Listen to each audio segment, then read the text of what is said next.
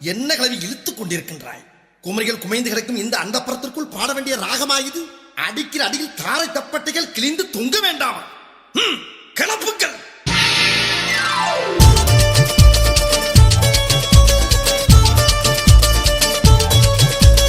ஆடிவா பாடிவா ஆனழகை தேடிவா பேரின்பம் காணலாம் வா.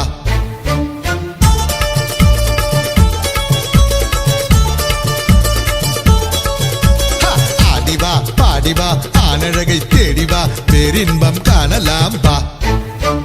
கண்ணிலே